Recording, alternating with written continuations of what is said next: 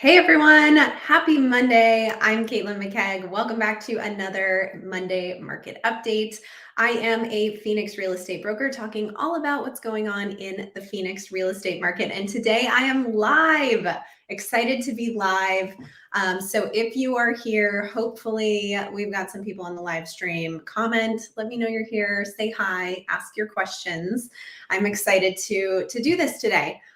Keep in mind, I apologize if there's any dog barks in the background. I cannot control that when I am live, so it is what it is.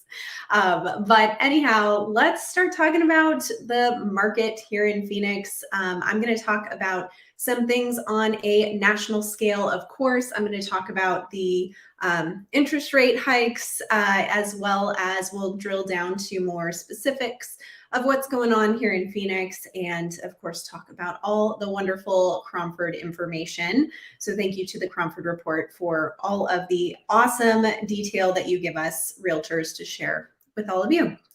All right, so I am going to share my screen and we'll jump in. I'm gonna make myself a little bit smaller here. Okay, perfect. Hi, Cato, glad you're here. Yay, yeehaw. All right, so what happened last week? The Fed hiked the rate by 75 basis points. Not a surprise at all. They've been talking about doing this. They even said possibly a full 1% interest rate hike. So this is not shocking. However, it brings the federal funds rate to a new range of 3 to 3.25%. It's the highest since 2008. And that's where they're headed. And they've talked about that they're strongly committed to bringing inflation back down to the 2% goal. They've continued to say that this is going to happen no matter what, and they will continue to increase the interest rate to get there. And so obviously this affects mortgage rates, as we talk about every week, and rates are high. They definitely have gone up. So we're going to feel the effect of that in the market. So let's look at the housing market. May have to go through a correction. Mortgage rates hit 6.29%, Freddie Mac says. Not shocking here. Obviously, the increase in mortgage rates followed the Federal Reserve hiking the interest rate again to address the worst inflation the economy has faced in 40 years. 6.29% as of September 15th. So since then, I don't know exactly where we stand, but I know rates have gone up again. And so it's a pretty big difference from especially what we were seeing last year, let alone earlier this year. So a year ago, the 30-year mortgage rate was at 2.88%. That's a pretty huge difference to where we're at today, not to mention like home prices have not fallen that much. So it just makes things pretty unaffordable and challenging for buyers out there. So if we look at the 15-year mortgage, it rose over the past week to 5.44%, adjustable rate 4.97. So housing market continues to face headwinds as mortgage rates increase again this week. Bottom line, that's probably going to continue to go up. But here's something that's interesting. Mortgage rate or mortgage applications rise for the first time in 6 weeks, despite rates rising to 6.25%.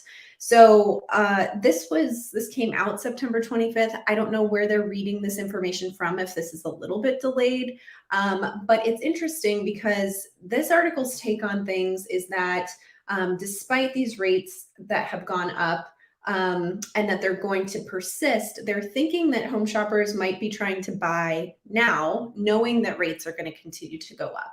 So maybe that's the logic. They're not getting scared of these rates going up. They're rather trying to just take advantage now and get it before we are officially in the 7s, maybe 8s. I don't know. So it's interesting to see mortgage applications responding and going up from there. Happy Tuesday. Oh, Joe, you are not here in the States. Happy Tuesday to you. Thanks for joining. So anyway, I thought that was interesting because what the Cromford report is also kind of stating the same thing right now, that demand is actually bumped up a little bit and is stable. And I'll get into that in a second. But maybe that's the case, that these rate hikes are actually stirring the pot to get buyers out there sooner than later for those that actually need to buy. Not everyone, needs to buy or is willing to jump into this right now, which is understandable. But if you do, maybe you're thinking like now is a better time sooner than later before these rates continue to go up. That being said, though, we're also going to look at the impact of our listings under contract as rates have gone up and down. I'll show you that. And clearly, every time rates go up, we see a lack of listings under contract slowly follow. So that may be where we're headed. Maybe it's just too soon to tell since this news just came out last week. So a lot of different things to look at there. Let's just start talking about the Cromford report. Let's see, come on the show and explain to people about what's going on in the Phoenix market. I'll do that again, of course. I'd love to do that. I've been on your show before. It's great stuff. You guys should check them out. All right, so Cromford report. Let's talk about Phoenix and what's going on. We're at 104.7. So this is the Cromford Market Index. The Cromford report has created this index. If you're new here, I know I say this every week, so I'm sorry. For those of you who are always here, you already know what I'm talking about. But basically, the way this works, anywhere between 90 to 110 is considered a balanced market or a balanced number. Anything over 110 is a seller's market. Below 90 is a buyer's market. So 104.7, we are radio station. Terrible joke. We are in balance currently throughout the Phoenix metro area. Of course, there are other cities that are in a buyer's market and other cities that are actually in a seller's market. But for the most part, we are balanced throughout Phoenix. The demand, this is what I'm talking about, 81.4. It's been sitting there for a few weeks after, and I think it ticked up just a little bit. So the demand just isn't really being impacted as much by these rate increases, but we'll see. Maybe we'll see that taper off over the next few weeks as this most recent change to mortgage rates kind of takes hold. And then our supply index, we're still undersupplied, 77.7. So, about 23% below normal for supply. But we are, we have quite a bit more supply than we've had in the past. That number used to be very, very low. And so it is in a good place now, and we're actually not seeing a change in supply at all. We saw a flood of new listings hit the market in the beginning of the summer. And since then, all of that kind of tapered off. We're just not seeing a lot of people list their homes for sale. Typically this time of year is when we start to see a few more listings coming to the market, and we haven't seen too much of that, and demand isn't moving too much. So we're kind of in this just like balanced, stable place at the moment with neither of those factors moving all that much. So I know that's not super exciting, but it's not a terrible thing to have some balance. So let's move on. And talk about listings under contract, because I said I would mention these things. So this is for since March. This is a daily read of the number of listings under contract. And you can see, week to week, you have your ups and downs. But we really started to taper off in May, and even from where we were at in March and April, to come down and have fewer listings under contract, which means fewer buyers out there that are under contract on these homes. And then we had a huge drop off in June, and since June have kind of stayed low. Again, another drop off here. And then mortgage rates went down a little bit to like 4.99% in August. And you can totally see that reflected here, where we started getting a lot more listings under contract. Went back down. We've been kind of hanging out in the same space.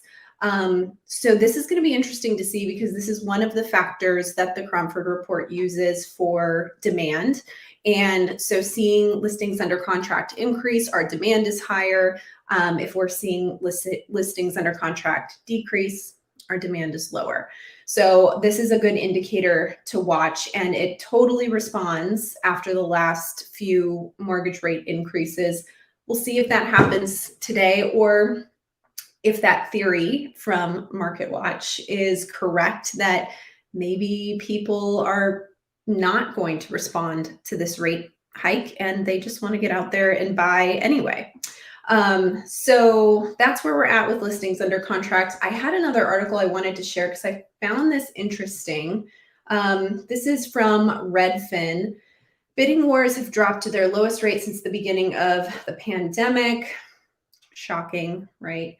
However, just 44.6% of offers written by Redfin agents in August faced competition. 44.6%, that's almost half the offers that you're writing are in a multiple offer situation. That blows my mind. I mean, I don't have that situation going on. Since May, I would say there's only been one offer that I wrote that was against other offers, and that was like last week. And that was in one of the hottest zip codes that we have in Scottsdale.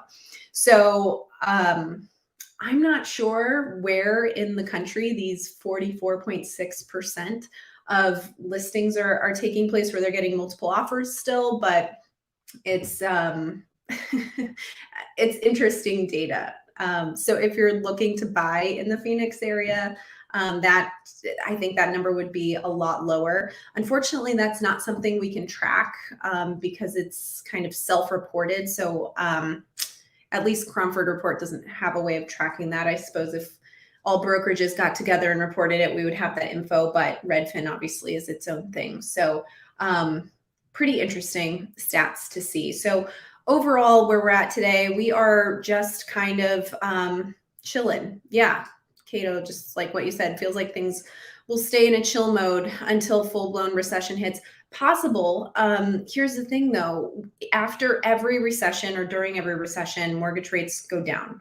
I know we have a ways to go because the Fed is not going to let up, but if that is true, if that pattern continues and we do have mortgage rates go down right after or during a recession, then I think our demand's going to go back up and our supply isn't changing. So I don't know, does that throw us back into a seller's market again? How intense would that be?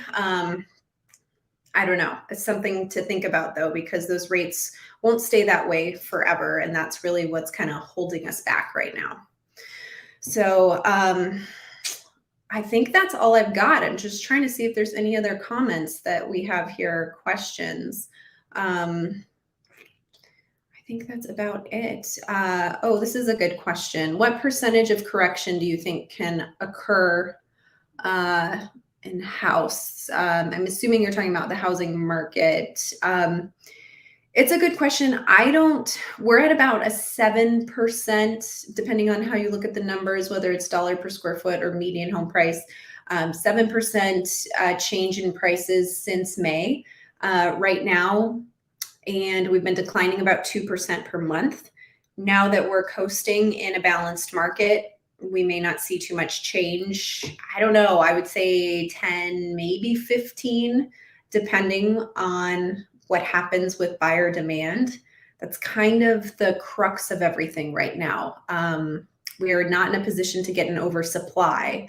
And as demand continues to drop, that's the one thing that will continue to bring prices down is low demand. So really depends on the buyers right now. The market is in the buyer's hands. The market's crashing.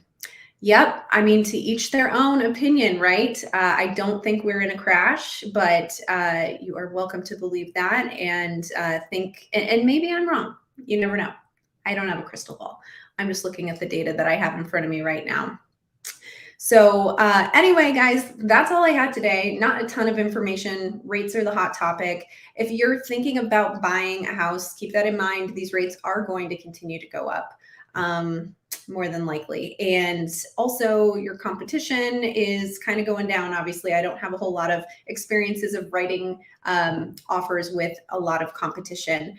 And if you are thinking about selling, just know it is a challenging time to sell right now. You're looking at least like 40 days on market, depending on where you're at, especially as we get into this holiday time frame. It's usually quite a bit slower. So just manage your expectations. If it's something that you need to do, that's great. But just know it will take a little bit more time to sell your house right now. And there's just not as many buyers out there looking. So get creative with incentives and make sure you're pricing accurately. If you guys have any questions outside of this, you can always drop a comment or reach out to me directly. There is also a link in my description to set up a time to chat with me. And I have a link to get your instant home value, search the MLS, and get a relocation guide. So help yourself to those links. And thank you guys all for joining. I really appreciate everyone joining on Monday at 4 for my live stream. And I will be back later this week with another video, and of course next Monday. But I am going to be out of the office next Monday, so we'll see how I get this recorded, maybe from another location. All right, guys, have a great rest of your Monday. Enjoy Monday Night Football, and I will talk to you all soon.